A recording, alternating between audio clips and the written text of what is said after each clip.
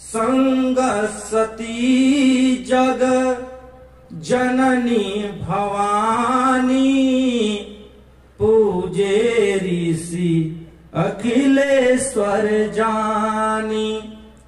शंकर भगवान कैलाश पर्वत से उतर करके कुंभज ऋषि अगस्त ऋषि के पास गए कथा सुनने के लिए। त्रेता युग में एक बार त्रेता युग माही शंभु गए कुंभज ऋषि पाही। भगवान शंकर के मन में जब इच्छा जागृत हुई कि कथा सुनने चला जाए तो कैलाश से उतर करके नीचे आए। भगवान कैलाश से उतरकर नीचे आए। आजकल दूताला मकान में बैठा रही लोग तो कही लोग कि यही जले साफ साफ सुना था कौन काम बोया गोइला के ठंडा मौसम बरता। लेकिन यहाँ के तो भाई ऐसे लोग नहीं है, बहुत यहाँ भक्त है। मैं तो सुबह से ही देख रहा हूँ हजारों हजार की जनसंख्या में भीड़ में यहाँ लोग ठंडे में स्नान ध्यान तिलक लगा करके प्रसाद को ग्रहण किए। और जिसके जीवन में प्रसाद मिले, प्रसाद का अर्थ होता है, प्रसाद मतलब होता है भगवान की कृपा। प्रसाद का अर्थ होता है कृपा।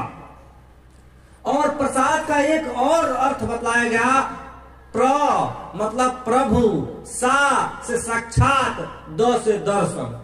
भगवान के प्रभु के साक्षात दर्शन ही प्रसाद है। हमारे लिए प्रसाद ही भगवान का दर्शन समझ ले रहा है। तो संग सती जग जननी भवानी, अपनी पत्नी के साथ।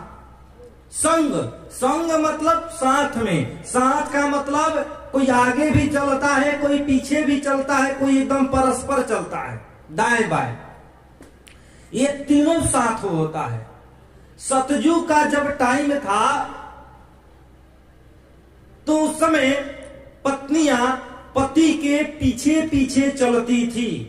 द्वापर में पीछे पीछे चलती थी, त्रेता में पीछे पीछे चलती थी, कलयुग के शुरुआत में भी पीछे पीछे चलती थी, अनुगामी होती थी। पत्नी का अर्थ ही होता है पतनात् त्रायते, सा पत्नी जो पति को पतन होने से बचावे उसे पत्नी कहते हैं। जो अनुगामी हो, पति के पद चिन्हों पर पीछे पीछे चलने वाली हो, उसे पत्नी कहते हैं।